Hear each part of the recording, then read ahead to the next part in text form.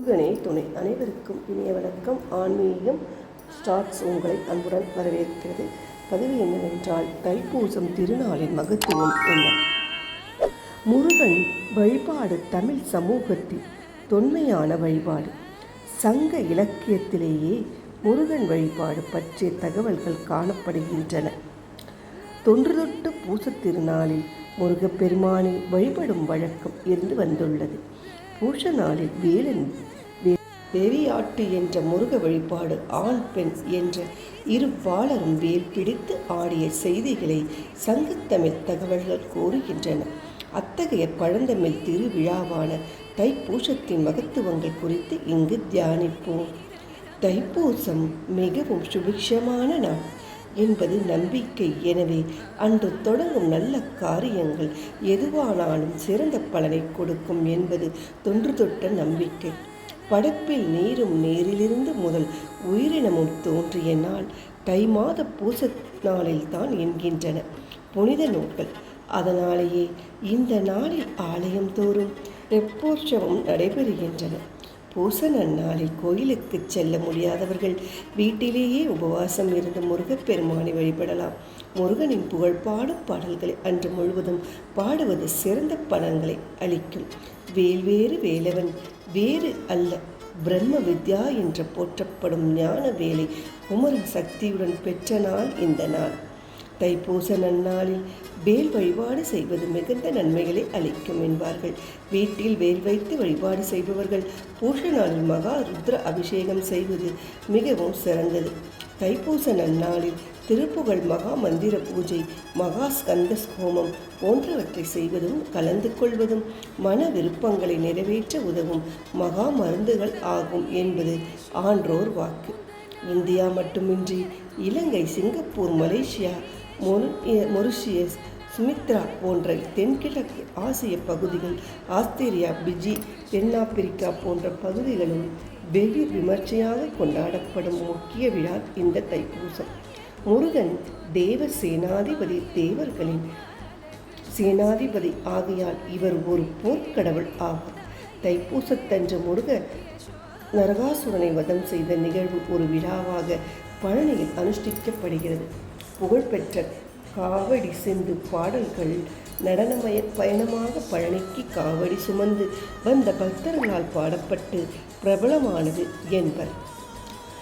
கொங்கு மண்டலத்தில் உள்ள முருக பக்தர்கள் அனைவரும் கொடுமுடியில் பாயும் காவிரி தீர்த்தத்தை எடுத்து தீர்த்த காவடியாக அவரவர் ஊர் முருக ஆலயங்களுக்கு கொண்டு போவதை வழக்கமாக கொண்டுள்ளனர்.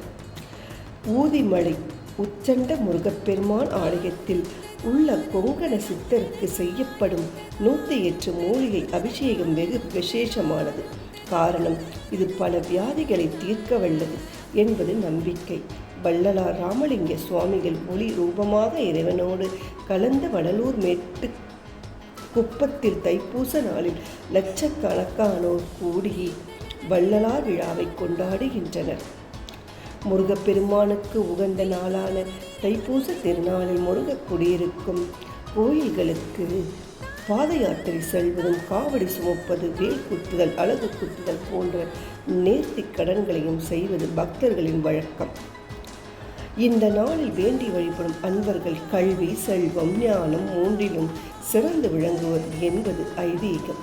முருகப்பெருமானுக்கு 16 விதமான காவடிகள் எடுப்பது இந்த ஆலய விசேஷம்.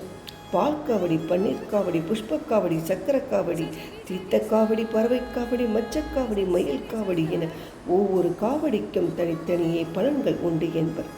தைப்பூச நட்சத்திரத்தன்று தான் முருகப்பெருமான் வள்ளி பெருமாட்டியை மணந்து கொண்டார் என்றும் சில புராணங்கள் கூறுகின்றன. முருகப்பெருமான் வள்ளியை மணந்தால் தெய்வானை அம்மை ஊடல் கொள்ள அதை முருகப்பெருமான் தீர்த்த நன்னாளில் இது என்பதால் திருவூடல் விழா நாளில் முருகப்பெருமான் ஆலயங்களில் நடைபெறும். மயிலும் விராலிமலை ஆலயங்களில் இந்நாளில் தோன்றும் முருகப்பெருமானின் மயில் வாகன சேவையை காண்பது பிறவிப்பினையை தீர்க்கும் என்பார்கள். பூச நட்சத்திரம் குரு பகவானுக்கு உரியது என்பர். ஆலமர் செல்வனாம் தென்முக கடவுள் ஈசனுக்கே குருவாக அருளியவன் முருகப்பெருமான். எனவே இந்த நாளில் முருக வழிபடுவது குருவின் அருளை பெற்றுத்தரும். தைப்பூச நாளில்தான் சப்த கன்னியருக்கு ஈசன் காட்சி அளித்து வரங்கள் அளித்தார் என குளித்தலை கடம்ப பவனநாதர் தல வரலாறு கூறுகிறது. தைப்பூச நாளில் சென்னை கபாலீஸ்வரருக்கு தேனால் அபிஷேகம் நடைபெறும் என்பதும் விசேஷம். இந்த அபிஷேகத்தை காண்பவர்களுக்கு பிறவிப்பிணி அகலும் என்பது நம்பிக்கை. மயிலாப்பூரில் திருஞான சம்பந்தர் அங்கம் பூமாலையை திருப்பதிகம் பாடி உயிரோடு எழுப்பி அற்புதம் நடைபெற்றது தைப்பூச நன்னாளில்தான். நெல்லை பதியில் அன்னை காந்திமதி நெல்லையப்பரை வணங்கி தாமிரபரணியில் நீராடி தவமிருந்து ஒரு தைப்பூச திருநாளில் தான் அருள் பெற்றாள் என்கிறது தலப்புராணம். திருவரங்கத்து நம்பெருமாள் தன் தங்கையான சமயபுரம் மாரியம்மனுக்கு காவிரிக்கரையில் நீர் கொடுக்கும் விழா நடப்பதும் இந்நாளில் தான். தில்லையில் தை மாத பௌர்ணமி கூடிய பூச திருநாளில் வியாக்கிரபாதர், பதஞ்சலி, ஜைமினி ஆகிய மூவருடன் மாள் அயன் 33 தேவர்கள், முனிவர்கள் மற்றும் சக்தி கண்டு மகிழ ஆனந்த தாண்டவம் ஆடியதும் இந்த நாளில்தான். இரண்யவர்மன் என்ற மன்னன் தில்லை அம்பதியில் பல்வேறு திருத்தொண்டுகள் செய்து ஒரு தைப்பூச நாளில் தான் ஈசனை நேருக்கு நேர் சந்தித்து பெரும்பேறு கொண்டேன் என்கிற தில்லை புராணம்.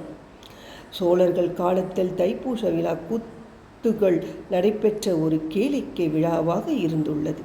இதை திருவிடைமருதூர் மகாலிங்கேஸ்வரர் கோயில் கல்வெட்டுகள் கூறுகின்றன.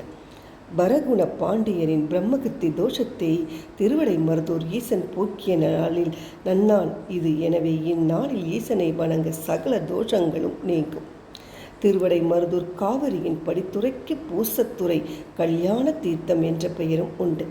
தைப்பூசத்தில் ஈசனும் சக்தியும் ரிஷப வாகனத்தில் இந்த படித்துறைக்கு வந்து தீர்த்தவாரி செய்து வீதி உலா வந்து ஆலயம் செல்வார்கள். இந்த காட்சியை காண்பவர்க்கு கல்யாண வரம் உடனே கிட்டும் என்பார்கள். பூச நாளில் புனித நீராடி ஈசனை பணிவது தென்னக மக்களின் வழக்கம் என்பது பூசம் நாம் புகுதும் புனல் ஆடவே என்று பெருமையோடு கூறுகிறார் திருநாவுக்கரசப் பெருமான்.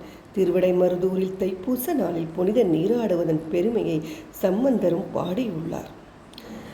மலேசியாவில் உள்ள 10 மலை முருகன் கோயிலில் உள்ள பிரம்மாண்ட முருகப்பெருமான் சிலைக்கு வான்வழியே ஹெலிகாப்டர் மூலமாக செய்யப்படும் புஷ்ப அபிஷேகம் கண்கொள்ளா காட்சி எனப்படுகிறது.